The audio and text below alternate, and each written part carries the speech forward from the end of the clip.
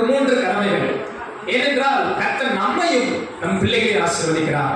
இப்ப பெற்றோர்கள் தன் ஊக்கமா உற்சாகமா வாசிக்க பார்க்கலாம். முதலாவது ஒரு கடமை சங்கீதம் 127 சங்கீதம் 4 வசனம். 127 சங்கீதம் 4 வசனம். சீக்கிரமா வாசிக்கிறீங்களா? 127 4. வாத வயதில்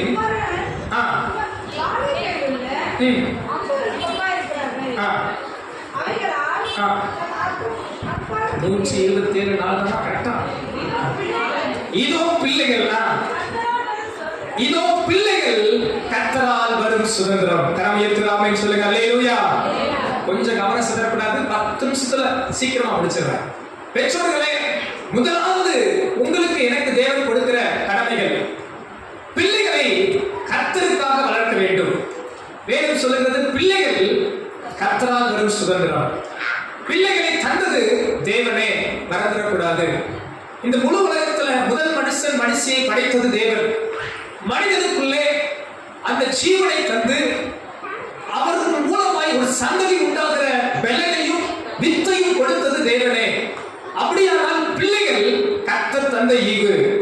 இந்த பிள்ளைகள் கர்த்தர் எனக்கு தந்த பிள்ளைகள். ஆதலால் பெற்றோருடைய பிரதான கடமை பிள்ளைகளை கர்த்தருக்காக வளர்க்க வேண்டும். பெற்றோர்களாக கையை வைத்து அல்லேலூயா சொல்லுங்க. அல்லேலூயா. பிள்ளைகளை யாருக்காக வளர்க்க வேண்டும்? சத்தமா சொல்லுங்க பார்க்கலாம். கர்த்தருக்காக வளர்க்க வேண்டும். ஆனா பாருங்க, நம்ம அப்படி செய்யறோமா? பிள்ளை பிறந்தா எனக்கு ஒரு பிள்ளை பிறந்துருச்சு, பையன் பிறந்தா எனக்கு ஒரு சந்ததி பிறந்துருச்சு, அப்ப என் குடும்பத்துக்கு ஒரு வாரிசு வந்துருச்சு, நம்ம பேர் பிரஸ்தாபம், நம்ம மகிழ்ச்சியை நாடுறதை ஒழிய இது கர்த்தருக்காக இந்த பிள்ளையை நான் வளர்க்க போகிறேன் என்று எத்தனை பெற்றோர் வைராக்கியமா தீர்மானம் எடுக்கிறாங்க. வேதம் சொல்லுகிறது இந்த பிள்ளைகளை நீங்கள் கர்த்தருக்காக வளர்க்க வேண்டும். பாருங்க, மோசேயை குறித்து அந்த பார்வோன் குமாரத்தி அழகாய் சொல்லுவார், இந்த பிள்ளையை நீ எனக்காக வளர்த்திடு, நான் உனக்கு சம்பளம் கொடுப்பேன். அன்பான பெற்றோர்களே, பிள்ளைகளை நீங்க கர்த்தருக்காக வளர்த்து பாருங்கள். கர்த்தர் உங்க குறைவுகளை நிறைவாக்குவார், உங்க தேவைகளை சந்திப்பார், உங்களுக்காக அவர் நன்மையானவைகளை கொடுப்பார். பிள்ளைகளை கர்த்தருக்காக வளர்க்கணும், உங்க ஆசைக்காக வளர்க்க கூடாது. சம்பாதிச்சு எனக்கு காப்பாத்திடுவான், எனக்கு சோறு போட்டுருவான், எனக்கு சொத்து சேர்த்துருவான், என்னைய பின்னாட்களை பார்த்துக்குவான், அப்படி நம்பிக்கிட்டு நீங்க பிள்ளைய பார்த்தீங்கன்னா தாழ்மையா சொல்றேன், உங்களை கைவிடுறதோட வாய்ப்பு இருக்கு. ஆனா நீங்க பிள்ளைய கர்த்தருக்காக வளர்த்து பாருங்க, கர்த்தருக்குள்ள வளர்த்து பாருங்க. அந்த பிள்ளைகள் கர்த்தருடைய வழிகளை கை கொண்டு உங்களுக்கும் தேசத்துக்கும் பட்டணத்துக்கும் ஆசீர்வாதமான பிள்ளைகளா இருப்பார்கள். ஹல்லேலூயா. அப்ப பிள்ளைகளை நாம் கர்த்தருக்காக வளர்க்க வேண்டும், தேவ பக்திக்குள்ள வளர்க்க வேண்டும். வேதம் சொல்லுவது பாருங்க, ஏன் ஒரு மனுஷன் ஒரு மனுஷியை படைத்தார்? பக்தியுள்ள சந்ததி. நமது பிள்ளைகள் பக்தியுள்ள சந்ததியா இருக்கிறார்களா? பக்திக்குள் வருகிறார்களா? தேவ பக்தியில் நாட்டப்படுகிறார்களா? அப்படி இல்லைன்னா பெற்றோர் உங்க பிள்ளைய வளர்க்கிறதுல கொஞ்சம் உங்களை திருத்திக் கொள்ள ஆவியானவர் ஏவுகிறார். கர்த்தருக்காக உங்க பிள்ளைய வளர்க்க உற்சாகப்படுத்துகிறேன். கர்த்தர் முன்னிட்டு வளருங்கள், கர்த்தருக்குள் வளருங்கள், ஜெபத்திலே, விசுவாசத்திலே, வேத வசனத்திலே, சத்தியத்திலே என்று கர்த்தருக்குள் உங்க பிள்ளைகள் வளர்க்கப்படட்டும். அப்படி உங்க பிள்ளைகளை வளர்ப்பீர்கள் என்றால் உங்க பிள்ளைகள் ஆசீர்வாதமா இருப்பீர்கள். ஹல்லேலூயா. ஏனென்றால் கர்த்தர் தருகிற எல்லாவற்றுக்கும் நீங்க கணக்கு கொடுக்கணும். உங்க வயிற்றுல பிறந்த உங்க பிள்ளை நரகத்துக்கு போனால் யார் அதற்கு முதல் பிரதான காரணம்? பாஸ்டர். யாரு காரணம்? பாஸ்டர். பாஸ்டர் என் பிள்ளை பாருங்க ஜோம் பண்ண மாட்டேங்குது, சொல்ல மாட்டீங்களா? பாஸ்டர் என் பிள்ளை பாருங்க கீழ்படிய மாட்டேங்குது, சொல்ல மாட்டீங்களா? பாஸ்டர் என் பிள்ளை பாருங்க அப்படி போயிடுச்சு, நீங்க ஜோம் பண்ண மாட்டீங்களா? தப்பா நினைச்சுக்காதீங்க. முதல் காரணம் யாரு? முதல் காரணம் யாரு? பெற்றோர் சொல்லக்கூடாது. பெற்றோர்லாம் சொல்லுங்க, நான் தான் முதல்ல. யாரு? நான் என் பிள்ளைய வளர்க்க வேண்டிய பொறுப்பு யாருக்கு? முதல்ல சொல்ல மாட்டேன்றீங்க பார்த்தீங்களா? சொல்ல மாட்டீங்கன்னு பயமா இருக்கா? யாருதான் காரணம்? சர்ச்சில் 2 மணி நேரம் அந்த தம்பி பையன் உட்காரோம் நம்ம பிள்ளைகள், மீதி நேரம்லாம் எங்க இருக்கிறாங்க? எங்க இருக்கிறாங்க? நம்ம வீட்டில் இருக்கிறாங்க, காலேஜ் போறாங்க, ஸ்கூல் போறாங்க. அந்த பிள்ளைகள் ஜோம் பண்றாங்களா இல்லையா யாருக்கு தெரியும்? அப்பா அம்மாவுக்கு தெரியுமா தெரியாதா? வேதம் வாசிக்கிறாங்களா இல்லையா யாருக்கு தெரியும்? ஸ்தோத்திரம். நீங்க எல்லாம் கொஞ்சம் சூடா இருக்கிற மாதிரி இருக்கோ? பிள்ளைகளை கர்த்தருக்காக வளர்க்க நாம் தீர்மானிப்போம். இஸ்ரவேல் ஜனங்களுக்கு ஆண்டவர் என்ன சொன்னார் தெரியுமா? உபாகமத்திலே உபாகமம் 6ஆம் அதிகாரம் 7ஆம் வசனம். சீக்கிரமா வாசிங்க பாருங்க. உபாகமம் 6ஆம் அதிகாரம் 7ஆம் வசனம். சீக்கிரமா வாசிங்க. உபாகமம் 6:7. நீ அவைகளை உன் பிள்ளைகளுக்கு கருத்தாய் போதித்து நீ வீட்டில் உட்கார்ந்திருக்கும் போதும் நீ வழியில் நடக்கிற போதும் படுத்துக் கொள்ளுகிற போதும் எழுந்திருக்கிற போதும் அவைகளை குறித்து பேசு. அன்பானவர்களே, நமது பிள்ளைகள் கர்த்தருக்குள் வளரும்படி, கர்த்தருக்குள் கட்டப்படும்படி, உட்காரும் போதும் எழும்பும் போதும் நடக்கும் போதும் கர்த்தருடைய வார்த்தை, கர்த்தருடைய வழிகள், அவைகளை குறித்து பேசி நம் பிள்ளைகளை கர்த்தருக்காக வளர்க்க வேண்டும். கரமையத்துறாலே சொல்லலாமா? கர்த்தருக்காக அவர்கள் வளர்க்கப்படும் போது கர்த்தர் நமது பிள்ளைகளை ஆசீர்வதிப்பார். பாருங்க, மனோவா ஜெபிக்கிறார், ஆண்டவரே இந்த பிள்ளையை எப்படி வளர்க்க வேண்டும் என்றாவது பெற்றோர் ஜெபம் பண்ணிருக்கீங்களா? என்னைக்காவது உங்க பிள்ளைகளை குறித்து ஜெபம் பண்ணிருக்கீங்களா? ஏசப்பா, எனக்கு இந்த பிள்ளையை தந்தைகளே, இந்த பிள்ளையை நான் எப்படி வளர்க்கணும் கேட்டிருக்கிறீங்களா ஜெபத்துல? இதுவரை கேட்கலாட்டி இனியாவது கொஞ்சம் கேளுங்க. இந்த பிள்ளைய நான் எப்படி நடத்த, சத்தியத்துல நடத்த, வசனத்துல நடத்த, கீழ்ப்படிதல்ல நடத்த எனக்கு கொஞ்சம் சொல்லித்தாண்டவரே. நீங்க ஜெபம் பண்ணி பாருங்க, உங்க பிள்ளைகளை நீங்கள் கர்த்தருக்குள் வளர்க்க முடியும். கரமையத்து அல்லேலூயா சொல்லலாமா? ஹல்லேலூயா. பாருங்க, இயேசு 12 வயதுல வேதத்தின் காரியங்களை அறிந்திருந்தார். நமது பிள்ளைகளுக்கு இப்படி சொல்லித்தர பெற்றோர்கள் தேவை. மரியாள் போன்ற அம்மாமார்கள் தேவை. வசனங்களை கற்றுக் கொடுக்கிற பெற்றோர்கள் தேவை. அப்படிப்பட்டவர்களை கொண்டு தேவன் பெரிய காரியங்களை செய்வார். எத்தனை பேர் விசுவாசத்தோடு ஆமென் சொல்ல முடியும்? அன்னாள் போன்றவர்கள் தேவை. தனக்கு தேவன் கொடுத்த பிள்ளையை கர்த்தருடைய ஆலயத்தில் வந்து பொறுத்துரையாய் விட்டார். ஆண்டவரே, இது நீர் எனக்கு தந்த பிள்ளை, உமக்கே தருகிறேன். எத்தனை பேர் அப்படி சொல்ல முடியும்? நீங்க முழுசா ஊழியத்துக்கெல்லாம் கொடுக்க வேண்டாம், ஒரு அர்ப்பணமாவது, ஆண்டவரே இது நீங்க எனக்கு கொடுத்த பிள்ளைப்பா, இந்த பிள்ளையை உங்க நாம மகிமைக்காக வாழ உசித்தம் செய்ய அர்ப்பணிக்கிறேன் ஆண்டவரே. எத்தனை பெற்றோர் அப்படி ஜெபம் பண்றோம்? நான் கடந்த உபவாச நாள் சொல்லி ஜெபம் பண்ணிருந்தனால ஊழியத்துக்கே அநேகர் வர்றதில்லை, ஊழியத்துக்கே அநேக பிள்ளைகள் ஒப்பு கொடுக்கறது இல்லை. ஏன்? பெற்றோரும் ஜெபம் பண்றதே இல்லை. பிள்ளைகள் ஐயோ ஐஏஎஸ் ஆகட்டும்னு ஜெபம் பண்றாங்க, கலெக்டர் ஆகட்டும்னு ஜெபம் பண்றாங்க, 1 லட்சம் சம்பாதிக்கட்டும்னு ஜெபம் பண்றாங்க, 2 லட்சம் சம்பாதிக்கட்டும்னு ஜெபம் பண்றாங்க. பிள்ளைகள் எங்க வயக்கூடாது, ஊழியத்துக்கு போயிடக்கூடாது, ஊழியத்துக்கு வந்துடவும் கூடாது. அப்படியா எண்ணமும் இல்லை, ஜெபமும் இல்லை, ஒப்பு கொடுத்ததும் இல்லை. இந்த காலை நேரத்தில் உங்களை தாழ்மையா உற்சாகப்படுத்துறேன். அவங்க ஐஏஎஸ் ஆகட்டும், ஐபிஎஸ் ஆகட்டும், கலெக்டர் ஆகட்டும், லட்சங்களை சம்பாதிக்கட்டும், கர்த்தருக்காக ஊழியம் செய்யட்டும், கர்த்தருக்காக சாட்சியா இருக்கட்டும், கர்த்தர் நாமத்தை மகிமைப்படுத்தட்டும். நமது பிள்ளைகள் கர்த்தர் நமக்கு தந்தார் என்றும் கர்த்தருக்காக நமது பிள்ளைகளை அர்ப்பணித்து வாழ ஒப்பு கொடுக்க இந்த காலையில உங்களை நான் உற்சாகப்படுத்துகிறேன். கரங்களை அசைத்து அல்லேலூயா சொல்லலாமா? அல்லேலூயா. மத்தியில பாஸ்டர் அம்மா வந்திருக்கிறாங்க, அவங்கள குறித்து நான் சந்தோஷப்படுறேன். அவங்க அப்பாவுக்காக, அம்மாவுக்காக, அவங்க 3 பிள்ளைகளுமே ஊழியத்துக்கு ஒப்பு கொடுத்துருக்காங்க. 3 பிள்ளைகளும் ஊழியத்தில் இருக்கிறாங்க. அதை நான் ரொம்ப சந்தோஷப்படுறேன்.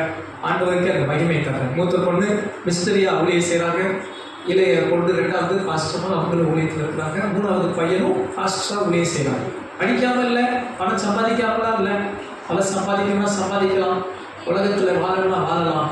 3 பிள்ளைகளும் ஊழியம் செய்யணும்னு அர்ப்பணித்து இன்னைக்கு 3 பேரும் ஊழியத்தில் இருக்கிறாங்க. நினச்சி நான் கர்த்தருக்குள்ள மகிழ்ச்சி அடைகிறேன்.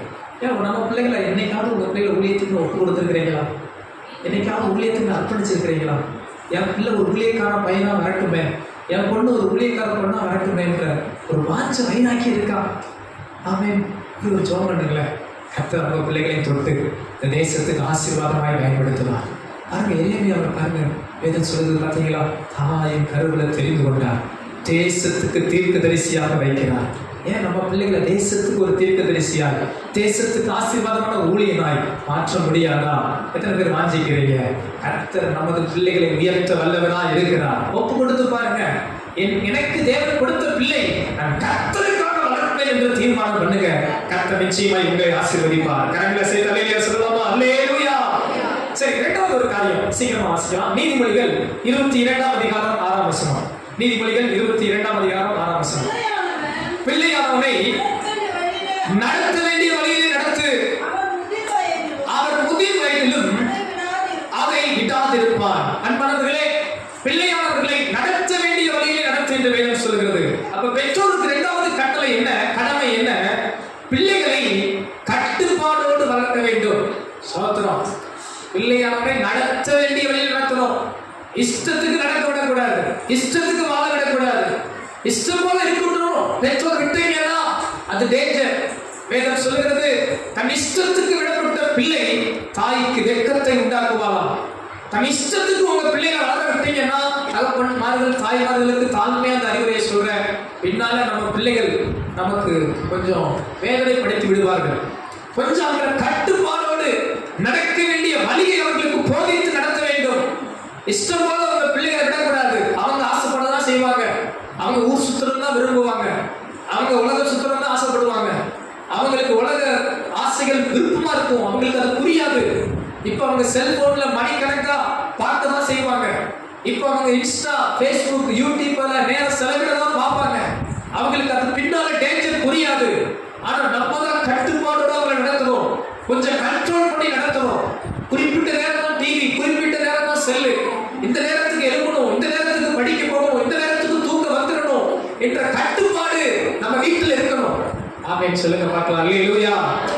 அப்படி நீங்க இருந்து பாருங்களேன், உங்க பிள்ளைகள் ஆசீர்வதிக்கப்பட்ட பிள்ளைகளா மாறுவாங்க.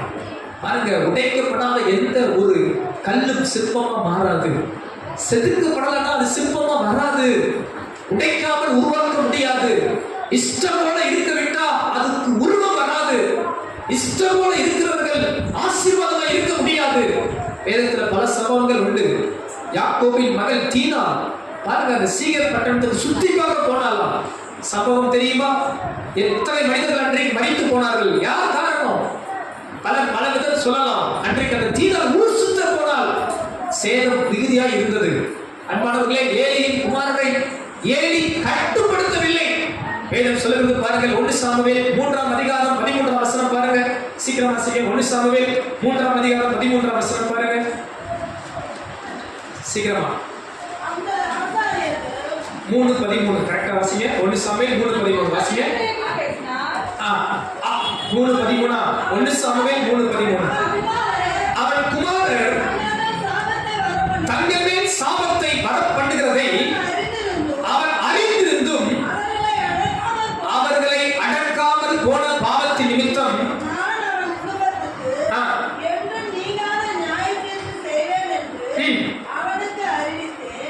ஆண்டவர் சொல்றாரு பாருங்க, அவன் குமாரர் பாவம் செய்தாங்கன்னு தெரிஞ்சுக்கிட்டே இவன் என்ன பண்ணலையா? அவங்க பாவத்தை குறித்து அடக்கல, அவனை கண்ட்ரோல் பண்ணல, பிள்ளைகளை கண்ட்ரோல் பண்ணல, பிள்ளைகளுடைய பாவத்தை உணர்த்தி கட்டுப்படுத்தல. அன்பான பெற்றோரே, இப்படி இருந்தீங்கன்னா அது தேவனுடைய பார்வையில பிரியமா இருக்காது. இவன் ஒரு ஆசாரியன், ஏலி ஒரு பெரிய ஆசாரியன். ஆனால் அவனை குறித்து கர்த்தர் சொல்கிறார் பாருங்கள், இவன் தன் பிள்ளை செய்கிற பாவத்தை அறிந்திருந்தும் அடக்காமல் போனபடியா அவங்க அந்த ஆசாரிய ஊழியத்தை ஒதுக்கி விட்டார், தள்ளி விட்டார். அவனும் மரித்தான். அவன் பிள்ளைகள் ஒரே நாளில் மரித்து போனார்கள். என்ன காரணம்னா, இவன் சரியான ஒரு பெற்றோரா இல்லாமல் போனான். தன் பிள்ளைகளை அடக்காம சரியா நடத்தாம விட்டபடியால் அன்றைக்கு பெரிய அழிவு அவர்கள் குடும்பத்தில் நேரிட்டது. இது ஒரு எச்சரிக்கையா சொல்றேன். உங்களுக்கு இந்த குடும்ப அழிவு அதெல்லாம் உங்களுக்கு வரும் என்று நான் சொல்லல. இவர்களிடத்தில் ஒரு பாடம் கற்றுக்கொள்வோம். இவர்கள் செய்ய தவறினதை நாம் செய்ய கற்றுக்கொள்வோம். எத்தனை பேரை கூட சேர்ந்து ஆமோதிக்கிறீங்க? அவர்கள் அதை செய்யாமல் போனார்கள். நாம் பெற்றோர்கள் விழித்துக் கொள்வோம். ஆண்டவரே, எங்க பிள்ளைகளை சரியாய் கட்டுப்படுத்தி நடத்த, சரியான விதத்தில் அவர்களை வளர்க்க எங்களுக்கு ஒரு கிருபை தாரும் ஆண்டவரே. ஹல்லேலூயா. எத்தனை பேர் அப்படியே ஆமோதித்து சொல்றீங்க? ஹல்லேலூயா. பேசுகிற நான் ஒன்று என் பிள்ளை பெரிய ஆளாந்து வளர்க்கல, எனக்கு அந்த போராட்டம் உண்டு. நான் அதுக்காக ஜெபிக்கிறேன். ஆண்டவரே, எங்க பிள்ளைகளை சரியா நடத்த, சரியா வளர்க்க எங்களுக்கு ஒரு கிருபை தாங்க ஆண்டவரே அப்படி நான் ஜெபிக்கிறேன். அதுதான் உங்களை உற்சாகப்படுத்துகிறேன். நமது பிள்ளைகளை கர்த்தருக்குள் சரியாக வளர்க்க, கட்டுப்பாடோடு வளர்க்க, சீர்படுத்தி வளர்க்க கர்த்தர் நமக்கு ஒரு கிருபை தருவாராக. இஷ்டம் போல உங்க பிள்ளைகள் அடையக்கூடாது நினைக்காதீங்க. அவங்க செய்யறத சிலர் உங்க பிள்ளைகள் பிடிவாதம் பண்ணிட்டாங்கன்னா, நான் என் பிள்ளைகளுக்கு சில விஷயத்துல கற்றுக் கொடுத்துட்டேன். அவங்க பிடிவாதம் பண்ணிட்டாங்கன்னா வாய்ப்பே இல்லை. அவங்க உங்கள்கிட்ட பிடிவாதம் பண்ணி உங்க பிள்ளைங்க ஜெயிச்சுட்டாங்கன்னு வச்சுக்கோங்களேன், அதுக்கு நீங்க இடம் கொடுத்துறீங்கன்னு வச்சுக்கோங்களேன், நீங்க பின்னால் ரொம்ப கஷ்டப்படுவீங்க. உங்கள்கிட்ட பிடிவாதம் பண்ணி உங்க பிள்ளைங்க ஜெயிக்கிறாங்க பாஸ்டர், என்கிட்ட பிடிவாதம் பண்ணி என் பிள்ளை ஜெயிச்சிச்சு பாஸ்டர், இதுக்கு நீங்க இடம் கொடுத்துட்டீங்க, ரொம்ப கஷ்டம். பின்னாட்களில் நீங்க ரொம்ப வேதனைப்படுவீங்க, வருத்தப்படுவீங்க. பின்னாட்களில் நீங்க ரொம்ப உங்க பிள்ளைகள் வளர்ப்புல நீங்க தவற விடுறீங்க. கர்த்தர் உங்களை காப்பாராக. உங்க பிள்ளைகளை உங்க கண்ட்ரோல்ல வைக்க ஆண்டு உங்களுக்கு உதவி செய்வாராக. உங்க வீட்டின் சட்டங்கள் உங்களுக்குள்ள இருக்க, வசனத்துக்குள்ள இருக்க கர்த்தர் உங்களுக்கு உதவி செய்வாராக. எத்தனை பேரை கூட ஆமோதிக்கிறீங்க? அல்லேலூயா. பாஸ்டர், நீங்க சொல்லுவீங்க, எங்க பிள்ளைகளை நாங்க அப்படி நேசிக்கிறோம் பாஸ்டர், எங்க பிள்ளைகளை நாங்க அப்படி நேசிக்கிறோம் பாஸ்டர். வேதம் நம்மளை குறித்து என்ன சொல்லுது தெரியுமா? பொல்லாத தகப்பன். எல்லாரும் சேர்ந்து சொல்லுங்க, நம்மளை குறித்து வேதம் என்ன சொல்லுது? உண்மையா பொய்யா? பொல்லாத தகப்பன். ஆனா நீங்க சொல்றீங்க, நாங்க எவ்வளவு நேசிக்கிறோம் தெரியுமா பாஸ்டர்? உண்மைதான், பொல்லாத தகப்பன் நம்ம ரொம்ப நேசிக்கிறோம். நமக்கு இன்னொரு தகப்பன் இருக்கிறார், பரலோக தகப்பன். அவர் நம்மளை காட்டிலும் நம்ம பிள்ளைகள் ரொம்ப நேசிக்கிறார். ஆனா அவர் எப்படி இருக்கிறார் தெரியுமா? கண்டிப்போட தான் இருக்கிறார். தேவன் அன்புள்ள தேவன். நாணயத்தின் மறுபக்கம் மறந்துடாதீங்க, அவர் பட்சிக்கிற அக்கினியாக இருக்கிற தேவன், கண்டிப்புள்ள தேவன், நீதியுள்ள தேவன். உங்க பிள்ளைகளை கண்டிப்போட வராங்க. உங்க வீட்டுல சில வேத பிரின்சிபல் கண்டிப்பா இருக்கட்டும். இப்படித்தான், இதுதான் ஜெப நேரம், இதுதான் ஆராதனை நேரம், இதுதான் ஊழிய நேரம், இப்படித்தான் வாழணும், அந்நிய நுகத்தை தேடக்கூடாது, இந்த வழி போகக்கூடாது, இப்படிப்பட்ட பாவம் செய்யக்கூடாது என்ற ஒரு சில சட்டதிட்டங்களை உங்க வீட்டுக்குள்ள வைக்க ஆவியானவர் உங்களுக்கு ஒரு கிருபை தருவாராக. அதை நீங்களே ஜெபம் பண்ணி கேளுங்க. உங்க வீட்டுல உங்க பிள்ளைகளுக்கு உங்களுக்கு சில சட்டதிட்டங்கள் கட்டுப்பாடு இருக்கட்டும். இஷ்டம் போல வாழ்வது வாழ்வல்ல. அப்படி பவுல் சொல்றாரு பாத்தீங்களா? அல்லேலூயா. எல்லாம் செய்ய எனக்கு முடியும், ஆனா எல்லாம் எனக்கு தகுதியா இராது. உங்க பிள்ளைகளை சொல்லிக் கொடுங்க. அப்பா பிள்ளை கொஞ்சம் புரியுற வயசுல சொல்லுங்க, மகனே மகளே, இதெல்லாம் நம்ம நினைச்சு செய்யலாம்ப்பா, ஆனா இது நமக்கு தகுதி இல்லை, நம்ம ஏசப்பா பிள்ளை, இப்படி கொஞ்சம் புரியுறபடி சொல்லிங்க. சில நேரம் இதை கேட்டுட்டு போய் பெல்ட் எடுத்து கம்பு எடுத்து வாசல் எடுத்துக்காதீங்க. டெய்லி காலையில அப்படின்னு என்ன பண்ணாதீங்க, நிக்காது அட்டி ஆறு பெல்ட் எடுத்து பாஸ்டர் சொல்லிட்டாரு பாத்தியா, இன்னையில இருந்து எனக்கு கீழ்ப்படுது கூண்டுல வச்சு அடைச்சிடாதீங்க, ரிங் மாஸ்டர் ஆயிடாதீங்க. வசனம் என்ன சொல்லுதுமா? எபேசியர் 6ஆம் அதிகாரம் 4ஆம் வசனத்துல சீக்கிரமா வாசிங்க. எபேசியர் 6ஆம் அதிகாரம் 4ஆம் வசனம்.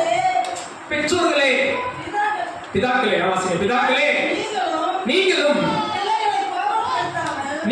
உங்கள் பிள்ளைகளை கோபப்படுத்தாமல் கர்த்தருக்கேற்ற சிச்சையிலும் போதனையிலும் அவர்களை வளர்ப்பீர்களாக. வசனம் சொல்லுறாங்க, நீங்க உங்க பிள்ளைகளை ரொம்ப கோபப்படுத்தாம கர்த்தருக்கேற்ற சிச்சை, கர்த்தருக்கேற்ற போதனையில அவங்க புரிந்து கொள்ளும் விதமா சொல்லி அவங்களை ஒரு கட்டுப்பாடோடு வளர்க்க கர்த்தர் உங்களுக்கு கிருபை தருவாரா. புரிஞ்சுக்குவாங்க நம்ம பிள்ளைங்க. சொல்லுங்க, கொஞ்சம் பேசுங்க, மனம் விட்டு பேசுங்க. அப்ப இப்படி இருக்கணும்ப்பா, அதில் எந்திரிக்கணும்ப்பா, ஜெபம் பண்ணணும்ப்பா, ஆலயத்துக்கு போகணும்ப்பா, நம்ம ஊழியம் செய்யணும்ப்பா.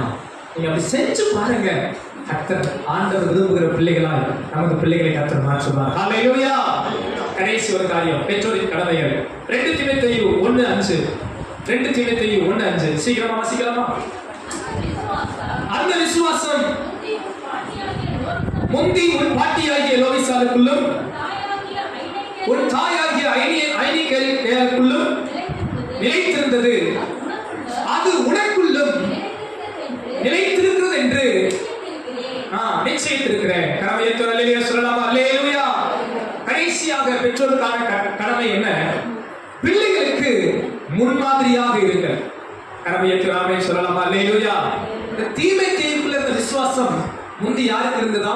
பாட்டிக்கு இருந்தது, அம்மாவுக்கு இருந்தது. அதே விசுவாசம் யாருக்குள்ளும் இருந்தது? தீமோத்தேயுக்குள்ளும் இருந்தது. தீமோத்தேயுக்குள்ள இருந்த விசுவாசம் பாட்டிக்குள்ள இருந்தது, அம்மாவுக்குள்ள இருந்தது. அதே விசுவாசம் இந்த பேரனுக்குள்ளும் இருக்கிறது. அப்ப இந்த தீமோத்தேயுக்கு பாட்டியும் அம்மாவும் ஒரு முன்மாதிரியானவர்களாய் இருந்தார்கள்.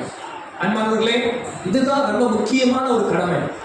உங்க பிள்ளைகளுக்கு நீங்க முன்மாதிரியா இல்லைன்னா, நீங்க அவங்க கர்த்தருக்காக வாழ வைக்கிறோம் பாஸ்டர், எங்க பிள்ளைகள் கர்த்தருக்காக தான் வாயில சொல்லியும் பிரயோஜனம் இல்லை. நீங்க 1000 கட்டுப்பாடு பண்ணி வீட்டுல சட்டங்களை போட்டும் பிரயோஜனம் இல்லை. இந்த மேல் சொன்ன 2 காரியத்தையும் முன்மாதிரியா நீங்க காமிச்சீங்கன்னா உங்க பிள்ளைகள் சாட்சியின் பிள்ளைகளாய் வளருவார்கள். அவங்க 5 மணிக்கு எந்திரிக்கிட்டு நீங்க 7 மணிக்கு வரைக்கும் தூங்கினீங்கன்னா அவங்க 5 மணிக்கு எந்திரிக்க மாட்டாங்க. அவங்கள ஜோபன்னு சொல்லிட்டு நீங்க ஜோம் பண்ணவே மாட்டாத அப்பா அம்மாவா இருந்தீங்கன்னா உங்க பிள்ளைகளும் ஜோம் பண்ண மாட்டாங்க. நீ சர்ச்சுக்கு போன்னு சொல்லிட்டு நீங்க சர்ச்சுக்கு வராத அப்பா அம்மாவா இருந்தீங்கன்னா அவங்க சர்ச்சுக்கு வர மாட்டாங்க.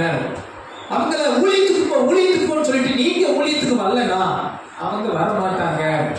அவங்கள போய் பாஸ்டருக்கு கீழ்ப்படின்னு சொல்லிட்டு நீங்க பாஸ்டருக்கு டாட்டா காமிச்சீங்கன்னா அவங்க கீழ்ப்படிய மாட்டாங்க. உங்க முன்மாதிரியை உங்கள் பிள்ளைகள் பார்ப்பார்கள். ஒன்று ரொம்ப எளிமையா சொல்லட்டுமா? உங்க பிள்ளைகள் பெஸ்ட் பிள்ளைகளா மாறுறது உங்க வாழ்க்கையில் இருக்கு. நீங்க முன்மாதிரியான பிள்ளைகளா இருந்தீங்கன்னா, முன்மாதிரியான பெற்றோரா இருந்தீங்கன்னா, உங்க பேச்சு, நடக்கை, செயல், ஆவிக்குரிய ஜீவியம், குடும்ப ஜீவியம் ஒரு முன்மாதிரியான பெற்றோரா இருந்துட்டீங்கன்னா உங்க பிள்ளைகள் உங்களை காட்டில் ஆசீர்வதிக்கப்பட்ட பிள்ளைகளை நிச்சயம் எழுப்புவாங்க. அன்பான பெற்றோர்களே, நான் தாழ்மையை அதை சொல்றேன். இதை செய்ய நான் ரொம்ப பிரயாசப்படுறேன். அதைத்தான் நான் உங்களுக்கு சொல்றேன். என்னுடைய பிரசங்கங்கள் எல்லாம் நான் எதை செய்கிறேனோ, நான் எதை செய்ய விரும்புகிறேனோ அதையே தேவனுக்கு முன்பாக நான் பிரசங்கிக்கிறேன். அன்பானவர்களே, இந்த காலை நேரத்தில் உங்களை உற்சாகப்படுத்துறேன். பெற்றோரின் கடமைகளில் கடைசி ஒரு காரியம், நீங்க முன்மாதிரியான பெற்றோராக இருங்க. உங்க ஜெப ஜீவியம் உங்க பிள்ளைகளுக்கு முன்மாதிரியா இருக்கட்டும். உங்க பரிசுத்த ஜீவியம் உங்க பிள்ளைகளுக்கு ஒரு முன்மாதிரியா இருக்கட்டும். உங்க ஒழுக்கமுள்ள வாழ்க்கை உங்க பிள்ளைகளுக்கு முன்மாதிரியா இருக்கட்டும். உங்களுடைய கீழ்ப்படிதல் வாழ்க்கை உங்க பிள்ளைகளுக்கு முன்மாதிரியா இருக்கட்டும். ஏன்னா நான் அதை பார்த்துருக்கிறேன். நான் பார்த்ததை தாழ்மையா சொல்றேன். 99% நல்லா ஜெபிக்கிற பெற்றோரோட பிள்ளைகள் நல்லா ஜெபம் பண்றாங்க. நல்லா வேதம் வாசிக்கிற பெற்றோரோட பிள்ளைகள் நல்லா வேதம் வாசிக்கிறாங்க. நல்லா ஊழியம் செய்கிற பெற்றோரோட பிள்ளைகள் நல்லா ஊழியம் செய்யறாங்க. நல்லா கொடுக்கிற பெற்றோரோட பிள்ளைகள் நல்லா கொடுக்குறாங்க. உண்மை தேவ சமூகத்தில் நான் உண்மையை சொல்றேன். நேற்றைய தினம் ஒரு அம்மா ஒரு மகள் 2 பேரை கண்ணுக்கு கண்ணா பார்த்தேன். அவங்க 2 பேரும் என்கிட்ட பேசும்போது அவங்க சொன்ன வார்த்தை, அவங்க அம்மா சொன்னாங்க, மாஸ்டர் இந்த வருஷத்துல நான் 3வது முறை பைபிள் முடிக்க போறேன்னு சொன்னாங்க. பக்கத்தில் அவங்க மகள் என்கிட்ட சொன்னா, மாஸ்டர் இந்த வருஷத்துல நான் 1 முறை பைபிளை முடிக்க போறேன், 1 முறை முழு வேதத்தை வாசித்து முடிக்க போறேன். அவங்க பூயா என்ன ஒரு சந்தோஷம் தாங்க. அம்மா எத்தனை முறை வாசித்து முடிக்க போறாங்களா? 3 முறை வேதத்தை வாசித்து முடிக்க போறேன். அந்த மகள் சொல்றா, மாஸ்டர் நான் 1 முறை வேதத்தை வாசித்து முடிக்க போறேன். எனக்கு ரொம்ப சந்தோஷமா இருந்துச்சு. பாத்தீங்கன்னா அந்த பொண்ணு சும்மா செய்யல, அவங்க பெற்றோரோட செய்யறாங்க பாருங்க. அதை பார்த்து அந்த மகளும் செய்கிறார். அன்பான பெற்றோர்களே, உங்கள் பிள்ளைகளுக்கு முன்மாதிரியா இருக்க கர்த்தர் நிச்சயமாய் உங்களை ஆசீர்வதிப்பார் என்பதில் எந்த மாற்று கருத்தும் இல்லை. கரங்களை அசைத்து ஒரு அல்லேலூயா சொல்லலாமா? அல்லேலூயா. இந்த எளிமையான கடமைகளை பின்பற்றுங்கள், கர்த்தர் உங்களை ஆசீர்வதிப்பார். ஒரே ஒரு உண்மை சம்பவத்தை மட்டும் சொல்லி நான் முடிக்கிறேன். ஒரு முறை ஒரு சபையில் ஒரு நல்ல அருமையான போதகர் இருந்தார். அவருக்கு 4 பிள்ளைகள் இருந்தார்கள். அந்த 4 பிள்ளைகளை கஷ்டப்பட்டு அந்த பிள்ளைகளை வளர்த்தார், கஷ்டப்பட்டு படிக்க வைத்தார். அவருக்கு சபையில் அநேக விசுவாசிகள் இருந்தார்கள். அந்த சபையில் இருந்த விசுவாசி பிள்ளைகளும் இவர் பிள்ளைகளும் ஒரே ஸ்கூல்ல படிச்சாங்க. இந்த பாஸ்டரோட பிள்ளைகளும் அந்த சபை விசுவாசியோட பிள்ளைகளும் ஒரே ஸ்கூல்ல படிச்சாங்க. அப்ப இவர் 4 பிள்ளைகளை முதல்ல பைக்கில் வச்சு கொண்டு போய் கஷ்டப்பட்டு சேர்த்து, அப்புறம் கொஞ்சம் பிள்ளைகள் பெரியதாக உடனே 10வது அவங்களையும் ஒரே பைக்கில் கொண்டு போக முடியாது. அதனால என்ன பண்ணாரா, அந்த பாஸ்டர் கொஞ்சம் கஷ்டப்பட்டு சிரமப்பட்டு ஒரு சைக்கிள் வாங்கி பிள்ளைகளுக்கு கொடுத்து அனுப்பினார். 7th 8th 9th அந்த பெரிய பிள்ளைகளுக்குலாம் சைக்கிள் வாங்கி கொடுத்துட்டு சின்ன பிள்ளைகளை மட்டும் பைக்கில் கொண்டு போய் விட்டாராம். அப்ப இந்த சபை விசுவாசி பிள்ளைகளும் அவங்க கூட தான் கிளாஸ்மேட், ஸ்கூல்மேட். அப்ப அந்த பையன் சொல்லுவானா, உனக்கு என்ன, நீ சர்ச்சில் வர்ற காணிக்க சசம்பாகத்தில் உங்க அப்பா அவனுக்கு சைக்கிள்லாம் வாங்கி கொடுத்துருக்காரு, உனக்கு என்ன, நீ இவனுக்கு புரியல, அந்த பாஸ்டர் பையனுக்கு புரியல, என்ன அப்படி சொல்றாங்களே அப்படின் போது எங்கள் அப்பா அந்த பையன் சொல்லுவாங்க, எங்கள் அம்மா அப்பா சொன்னாங்க எங்கள் வீட்டில், பாஸ்டருக்கு என்னப்பா அவர் இப்படிலாம் வாங்கி கொடுப்பார், இப்படிலாம் வாங்கி செய்வார். இந்த வீட்டில் எங்கள் அப்பா அப்பா இந்த பாஸ்டர் கொடுத்தும் இந்த குடும்பத்தை குறித்து குறையா பேசிக்கிட்டு இருப்பாங்க போல. அது இந்த பையன் பேச்சில் வெளிப்படுது. இவன் இப்படியே சொல்லிட்டு இருந்திருக்கிறான். இந்த பையன் அவங்க அப்பாட்ட வந்து சொன்னானா, சரிப்பா விட்டுருப்பாங்க, அறியாமல் பேசுகிறாங்க, நீ அதை கண்டுக்காத, நீ விட்டுரு, நீ கொஞ்சம் ஜோம் பண்ணுவோம், நம்ம அதை பற்றி பேச வேணாம், கவனிக்க வேணாம், விட்டுரு அப்படின்ட்டாங்க. நாட்கள் உருண்டோடினது. நல்லா கவனிங்க, நாட்கள் கடந்தது. இந்த பாஸ்டரோட 4 பிள்ளைகளும் நல்ல ஊழியத்தில் வந்தாங்க. பாஸ்டரோட 4 பிள்ளைகள் நல்ல ஊழியம் செய்கிறாங்க. இன்னைக்கும் ஒரு பெரிய சபைக்கு நல்ல போதகராக இருக்கிறாங்க, பிள்ளைகளாக இருக்கிறாங்க. இந்த பாஸ்டர் சொல்லும்போது ஒரு நாள் சொன்னார் அந்த சாட்சியை, என் கூட கிளாஸில் நான் 7th 8th படிக்கும்போது என் கூட படித்த ஒரு கிளாஸ்மேட் பையன், அவங்க அம்மா அப்பா இப்படி பேசிக்கிட்டு தான் என்ன சொல்லிகிட்டே இருப்பான். அது எனக்கு அப்போ கேட்க கஷ்டமாக இருந்துச்சு, எனக்கு அப்போ புரியலை. நாட்கள் கடந்தது. இன்னைக்கு நான் ஒரு ஊழியக்காரனாக இருக்கிறேன். ஒரு நாள் என் ஃப்ரெண்டை நான் ஒரு நாள் வழியில் சந்திக்க நேரிட்டது.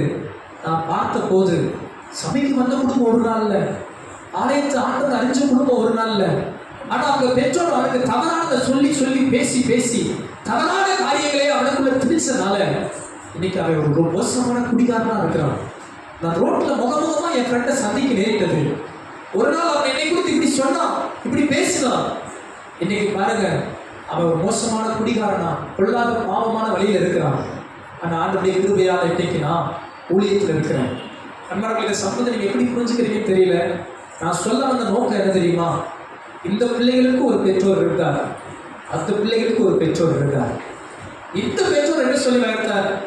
யாராவது உனக்கு குறை சொன்னா கண்டுக்காதப்பா, தெரியாம சொல்றாங்கன்னு சொன்னார். ஆனா அந்த பெற்றோர் என்ன சொன்னார்? தவறான காரியம், தவறான கருத்து, தவறான விதைகளை விதைச்சுக்கிட்டே இருந்தார்.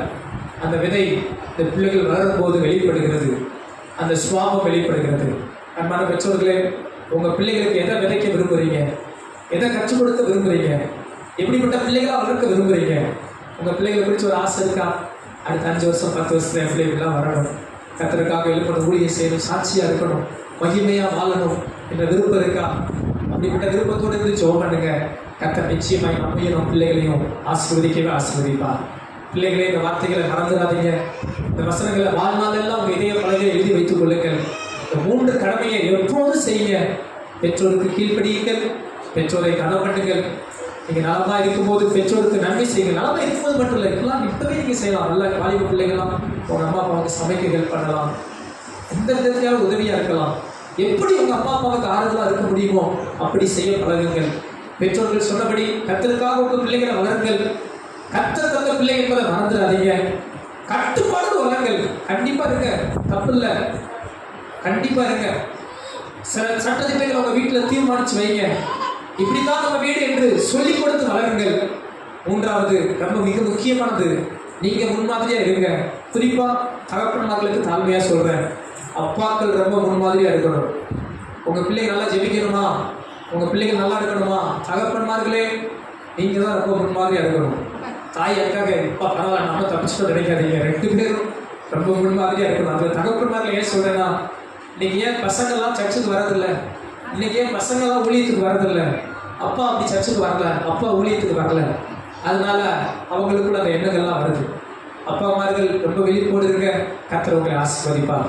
இந்த வார்த்தையின்படியே தேவன் நம்மையும் நம் குடும்பத்தை நிச்சயமாய் ஆசீர்வதிப்பாராக.